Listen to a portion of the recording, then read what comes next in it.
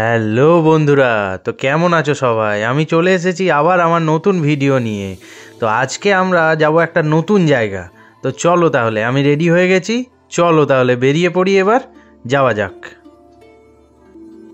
তো বন্ধুরা, আমরা বেরিয়ে পড়েছি রাস্তায়, আমাদের ডেস্টিনেশনের দিকে আমরা যাচ্ছি এখন রাস্তাতে বাইকে করে। তো চলো তাহলে যাওয়া যাক ওখানে। যে জায়গাটাতে আমরা যাচ্ছি, জায়গাটা একটা খুব সুন্দর একটা জায়গা। আশা করি অনেকেই সেই জায়গাটা দেখেছো তোমরা, বা হয়তো কেউ মেবি ভূগোলে পড়েছো।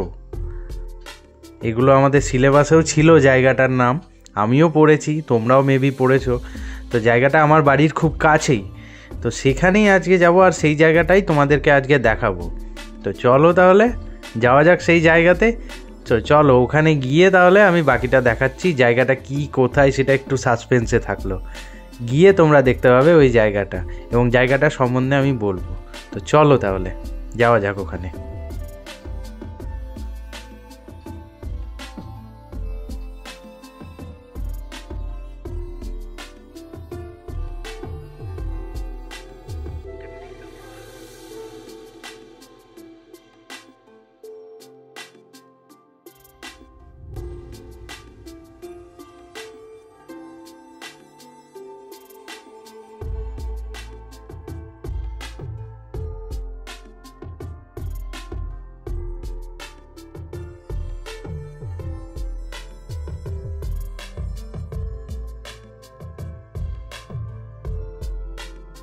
তো বন্ধুরা, আমরা চলে এসেছি সেই জায়গাটাতে, যে জায়গাটা আমি বলছিলাম সাসপেন্সে থাক। তো জায়গাটা হচ্ছে বীরভূম জেলার দুবরাজপুরে অবস্থিত মামা ভাগ্নে পাহাড়। মামা ভাগ্নে পাহাড়, আশা করি নামটা সবারই খুব পরিচিত নাম। অনেকেই এখানে এসেছে, বা কারোর হয়তো এখানেই সামনে বাড়ি। তো বেসিক্যালি এখানে ভিড়টা হয় যখন পিকনিক টাইমটাতে হয়, তখন প্রচণ্ড ভিড় থাকে এখানে। ডিসেম্বর, জানুয়ারি, এই যে মান্থগুলো, এই পিকনিক মান্থটাতে এখানে প্রচণ্ড ভিড় হয়। তাছাড়া এখানে রয়েছে বেসিক্যালি এখানটা বিখ্যাত মামা ভাগ্নে পাহাড়। বেসিক্যালি বড় বড় পাথর টুকরো এখানে চারিদিকে ছড়িয়ে রয়েছে। তার সাথে এখানে রয়েছে একটা বড় শিব মন্দির, এবং পাশে একটা রয়েছে ছোট্ট মতো পার্ক, যেখানে বাচ্চারা, ফ্যামিলিরা সবাই মিলে এখানে আসতে পারে। তো চলো তাহলে আজকে আমরা এই জায়গাটা ঘুরে দেখব, তোমাদের সাথে জায়গাটা এক্সপ্লোর করে দেখব এখানে কি কি রয়েছে। তো বন্ধুরা, আমরা প্রথমেই চলে এসেছি মামা ভাগ্নে পাহাড়ের ঠিক পেছন দিকটাতে, যেখানে ছোট বড় মাঝারি সমস্ত রকমের পাথরের টুকরো পড়ে রয়েছে। তোমরা দেখতেই পাচ্ছ অনেক রকমের পাথরের টুকরো পড়ে রয়েছে। এটার একটা ইতিহাস আছে। ইতিহাসটা আমাদের টিচারদের কাছে, আমার একটা টিচারের কাছেই শুনেছি, বলতো নাকি এখানে একটা আগ্নেয়গিরি ছিল। সেই আগ্নেয়গিরিটা ব্লাস্ট করেই চারিদিকে ছোট বড় মাঝারি পাথরের টুকরোগুলো ছড়িয়ে পড়েছে। দূরে দূরে অনেক জায়গাতেই পড়ে আছে কিন্তু পাথরের টুকরো আশেপাশে আমি দেখেছি। জানি না এটা সত্যি কিনা, তবে এটাই শুনেছি। আর এটাও শুনেছি এখনও নাকি সেই আগ্নেয়গিরির মুখটা হয়তো এই পাথরের টুকরো দিয়ে বন্ধ করা আছে, যে কোনো সময় ব্লাস্ট করবে। ব্লাস্ট করলে আমরা অবশ্যই দেখতে আসবো আর কি। তো যাই হোক, এই জায়গাটা বেসিক্যালি পিকনিক স্পট হিসাবে ব্যবহার করা হয়। যখন ডিসেম্বর জানুয়ারি মাসটা, যে টাইমটা পিকনিকের টাইম, মানুষজন এখানে আসে, ভিড় করে, ফ্যামিলি, স্কুল কলেজে ছাত্রছাত্রীরা এখানে এসে পিকনিক করে অ্যাজ এ ঘোরার জায়গা। আর অবভিয়াসলি এটা একটা প্রেম করার জায়গা হিসাবেও ব্যবহার করা হয়। তো বেসিক্যালি এই জায়গাটা ভিড় থাকে পিকনিক স্পট হিসাবে। এই জায়গাগুলোতে তখন পেরোনো যায় না, এতটাই ভিড় হয় তখন। পিকনিকের লোকজন, মানুষজন আসে এখানে, অনেক দূর দূরান্ত থেকে লোক আসে এখানে। তো বন্ধুরা, আরেকটু ভেতরে যেতেই আমরা দেখতে পেলাম পেছনের দিকটাতে, মানে আরও ভেতর দিকটাতে রয়েছে একটা মা কালীর মন্দির। তো জায়গাটা বেশ ইন্টারেস্টিং ছিল। আমরা যখন গেলাম তখন সেখানে আরতি হচ্ছিল, মায়ের আরতি হচ্ছিল, অ্যান্ড সেখানে ঢাকও বাজছিল কিছু। তো চলো তাহলে মায়ের আরতিটা দেখি।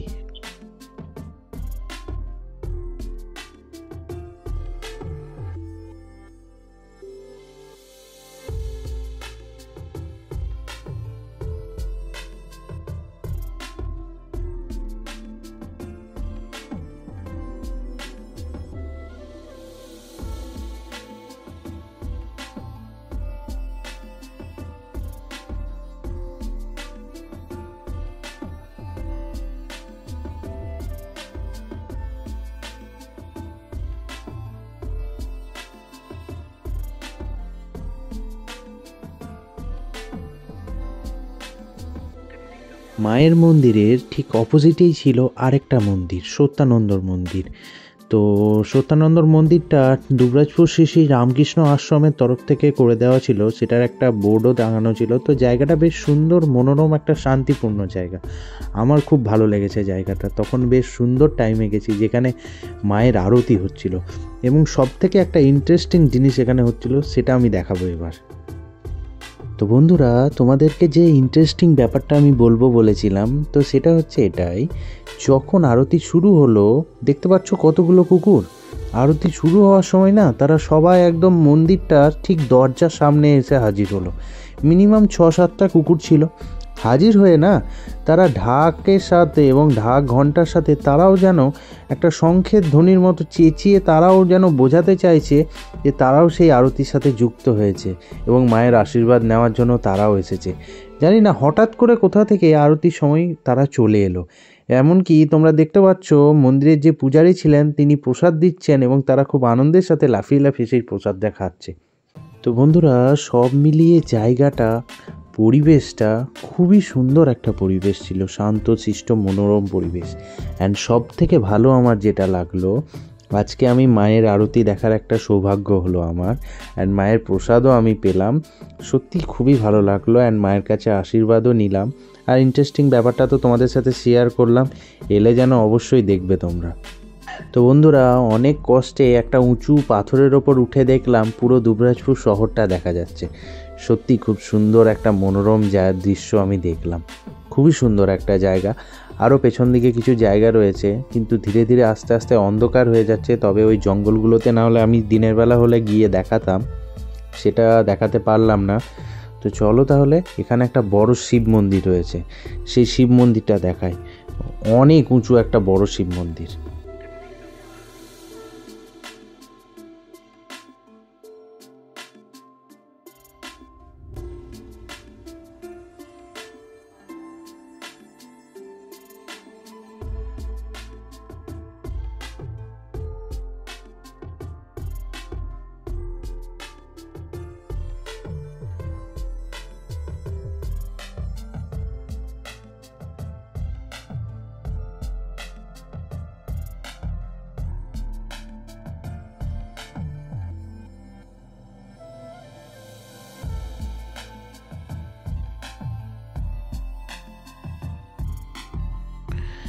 বন্ধুরা, এই হচ্ছে সেই শিব মন্দিরটা।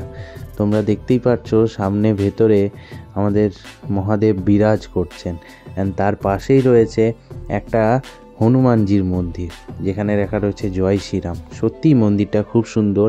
এখানে শিবরাত্রির সময় অনেক ভিড় হয়, অ্যান্ড অনেক লাইন পড়ে, এবং দূর দূর থেকে ভক্তরা আসে শিবের মাথায় জল ঢালতে। মন্দিরটার পাশেই রয়েছে একটা ছোট্ট পার্ক, তার পাশেই রয়েছে টিকিট কাউন্টার, যেখানে প্রবেশ মূল্য হচ্ছে পার হেড 10 টাকা। চলো তাহলে যাওয়া যাক। তো বন্ধুরা, আমরা 10 টাকার কুপন কেটে ঢুকে পড়েছি পার্কের মধ্যে। দেখতেই পাচ্ছ অন্ধকার হয়ে গেছে, এবারে ধীরে ধীরে সবাই বাড়ি যাচ্ছে। আমরা একটু লেট করেই ঢুকলাম আজকে, আমারও আসতে একটু লেট হলো। তো দেখতেই পাচ্ছ পার্কের ভেতরটা খুবই সুন্দর, সুন্দর সুন্দর গাছপালা দিয়ে সাজানো রয়েছে গাছটা, অ্যান্ড আলাদা আরও সুন্দর সুন্দর কিছু স্ট্যাচু রয়েছে। গাছপালা, সুন্দর সুন্দর স্ট্যাচু দিয়ে পার্কটা প্রথমে ঢুকেই বেশ সুন্দর লাগলো। চলো ভেতরে যাওয়া যাক। তো বন্ধুরা, আমরা ভেতরে চলে এসেছি। তোমরা দেখতেই পাচ্ছ পার্কে দোলনাগুলো, এখনও কিছু বাচ্চারা এখানে দোলনাতে দুলছে, এখন বাচ্চার বাবা মাও দুলছে বাচ্চাদের সাথে। তো যাই হোক, এখন অন্ধকার হয়ে গেছে, অ্যান্ড পার্কটার পাশে একটা ছোট্ট পুল মতো রয়েছে। এটা সুইমিং পুল না, এখানে একটা ফোয়ারা রয়েছে বড় মতো। আমি যখন আগে এসেছিলাম তখন এখানে ফোয়ারাটা চলতো, বেশ সুন্দর লাগতো দৃশ্যটা দেখতে। এখন এখানে মাছ থাকে 2-1টা, আমি দেখতে পেলাম। পার্কটার আরও ভেতর দিকে গেলাম, অন্ধকার হয়ে যাচ্ছে তো সবাই ধীরে ধীরে বেরিয়ে যাচ্ছে। আর তার থেকে বড় কথা, সামনে একটা তার জালির বেড়া রয়েছে, তার ভেতরে একটা টয় ট্রেন রয়েছে, যেটাতে বাচ্চাদের ঘোরানো হয়। সত্যি খুব সুন্দর। আমার দেখে কিন্তু খুব হিংসা হচ্ছে, কারণ আমি যখন ছোটোবেলায় আসতাম তখন কিন্তু এই টয় ট্রেনটা ছিল না, আমি কোনো দিন চাপতে পাইনি, তাই খুব চাপতে ইচ্ছা হয়। যদিও আমাকে আর চাপাবে না, এখন আমি অনেক বড় হয়ে গেছি। তো যাই হোক, সত্যি খুব সুন্দর জায়গা। তো বন্ধুরা, এবারে আমি আমার সব থেকে প্রিয় জায়গাটা তোমাদের দেখাবো। এই যে দেখতে পাচ্ছ একটা জিরাফ, এটা কি সত্যি জিরাফ? না, এটা হচ্ছে একটা স্লিপ। ছোট বাচ্চারা সিঁড়িতে উঠে স্লিপ নেয় না, ওই যে স্লিপ। মনে আছে ছোট্টবেলা বাবা যখন প্রথম আমাকে নিয়ে এসেছিল এখানে, তখন আমি প্রচণ্ড ভয় পেয়েছিলাম এটাতে চাপার জন্য। তারপর বাবা আমাকে সাহস করে এটাতে চাপায়, অ্যান্ড তারপর থেকে না আমার প্রচণ্ড ফেভারিট হয়ে যায় এই জিরাফের স্লিপটা। আর প্রত্যেকবার এসে অন্য কোনো দোলনাতে আমি চড়তাম না, জাস্ট এসে একবার, দুবার, তিনবার, চারবার, মানে পরপর আমি শুধু এই জিরাফের স্লিপটাতে চড়তাম। সত্যি খুব ভালো লাগতো। তার সাথে এখানে আরও কিছু নতুন নতুন দোলনা হয়ে গেছে, একটা টানেলের স্লিপ হয়েছে, তার সাথে ল্যাডারও রয়েছে ওখানে। সত্যি জায়গাটা এখন অনেক সুন্দর করেছে। অন্ধকার বলে কিছু বোঝা যাচ্ছে না, আমারই আজকে আসতে দেরি হলো আর কি। অ্যান্ড বেরোনোর সময় শেষে আমারও মনে হলো আমিও একটু দোলনায় দুলে নিই। অনেক দিন ছোট্টবেলায় সেই লাস্ট দুলেছিলাম, তো আমিও দোলনায় চেপে পড়লাম। সত্যি ছোটোবেলাকার কথা মনে পড়ে গেল। ছোটোবেলায় আসতাম বাবা মায়ের সাথে, খুব সুন্দর একটা জায়গা।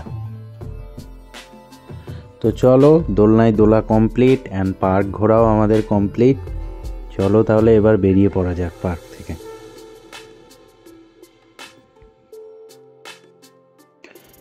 তো বন্ধুরা, বেরিয়ে পড়েছি আমরা পার্ক থেকে। ঘোরাফেরা তো হলো, এবার একটা জিনিস বাকি রয়ে গেল। কি বলো তো? হ্যাঁ, ঠিক ধরেছ, খাওয়া দাওয়া। তো চলো তাহলে এবার আমরা খাওয়া দাওয়া করতে যাব।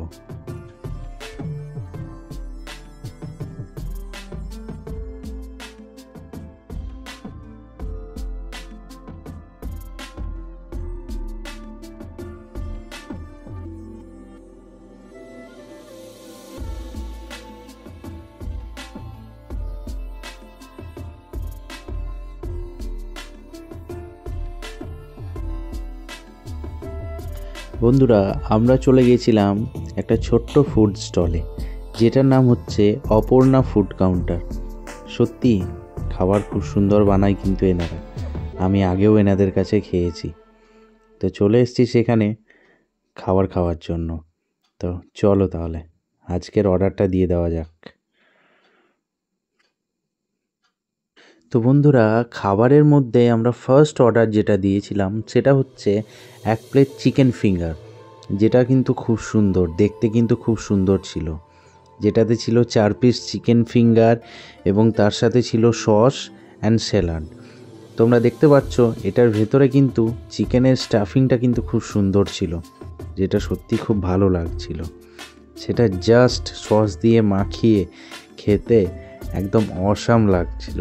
তোমরা দেখতেই পাচ্ছ, সত্যি খুব সুন্দর খেতে ছিল কিন্তু চিকেন ফিঙ্গারগুলো। আমি কিন্তু খুব এনজয় করেছি এগুলো খেয়ে। তারপরে বন্ধুরা, আমি অর্ডার দিয়ে দিয়েছিলাম 1 plate chicken momo.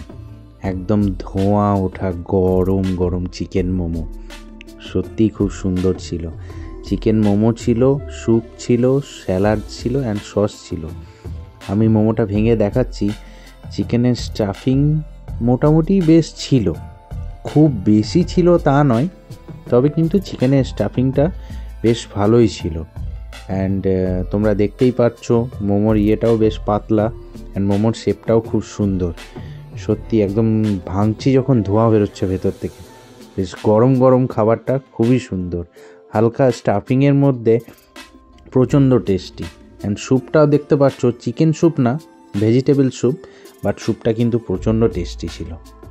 Dubrajpur station মোড় থেকে রঞ্জনবাজার যাওয়ার রাস্তায় মেন রোডের ধারেই রয়েছে অপর্ণা ফুড কর্নার। তোমরা যদি কখনও দুবরাজপুর আসো, অবশ্যই যেন এখানে আসবে টেস্টি টেস্টি খাবার খেতে।